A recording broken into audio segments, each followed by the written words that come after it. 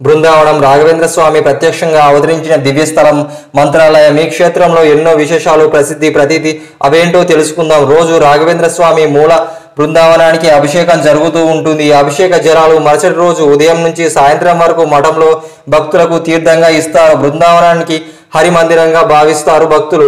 ఇక్కడ 700 సాలగ్రామాలు ప్రతిష్ఠించారు. ఎందరో మహానుభావులు ఇక్కడే కొలువై ఉన్నారని భక్తుల నమ్మకం. ఒకసారి రాఘవేంద్ర స్వామి బృందావనానికి అభిషేకం చేస్తే ఎందరో గురువులు సాలగ్రామాలకు అభిషేకాలు చేసినట్టు అవుతుంది. ఇలాంటి జలం అత్యంత పవిత్రమైనది. చాలా వ్యాధులను ఈ మంత్రజలం నివారిస్తుందని చెబుతారు. ఈ పాదోదాయకమైన తాగడం వల్ల మాత్రమే కాకుండా భక్తులు ప్రోక్షణం కూడా చేస్తారు. దీనివల్ల పిశాచ బాధలు తొలగిపోతాయని విశ్వసిస్తారు. రాఘవేంద్ర స్వామి దర్శనం అనంతరం భక్తులు పీఠాధిపతి ఇచ్చే మంత్ర అక్షింతల కోసం బారులు తీరుతారు. ఈ అక్షింతలు పసుపు సున్నం కలుపుతారు, అందుకే ఇవి ఎర్రగా ఉంటాయి. రాఘవేంద్ర స్వామి మఠంలో పీఠాధిపతిగా ఎవరున్నా భక్తులకు అక్షింతలు ఇచ్చే సంప్రదాయం రాఘవేంద్ర స్వామి కాలం నుంచి కొనసాగుతుంది. ఆనాటి నుండి యతీంద్రులు వాడిన పాత్రలోనే నేటికి వాటిని తయారు చేసి భక్తులకు ఇస్తుండడం విశేషం. మఠంలో అత్యంత పవిత్రతను కాపాడుకుంటూ వస్తున్నారు.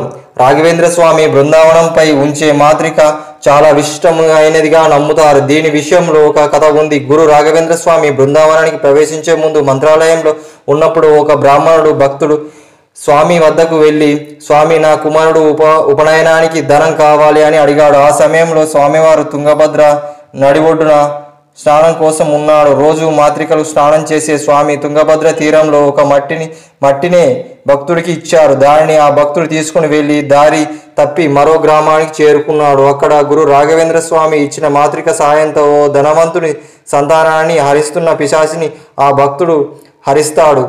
అప్పుడు ధనవంతుడు సంతోషించి ఆ పేద భక్తునికి ఇంట్లో ఉపనయనానికి కార్యక్రమానికి ఘనంగా నిర్వహిస్తాడు. అంతటి మహిమ ఉన్న ఈ మాత్రిక నేటికి మంత్రాలయంలో పూజిస్తూ రాఘవేంద్ర స్వామి తగిన ఆ ప్రదేశం ఇప్పుడు తులసి వనంగా ఏర్పాటు చేశారు.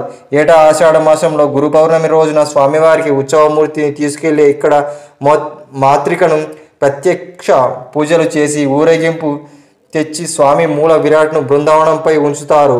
ఇతర ప్రాంతాల్లో రాఘవేంద్ర స్వామి ఆలయం స్థాపనకు ఈ మాత్రికలను వినియోగిస్తారు. అలాగే ఈ మాత్రికలు భక్తులకు తీసుకెళ్లి ఇళ్లలో ఉంచుకుంటారు.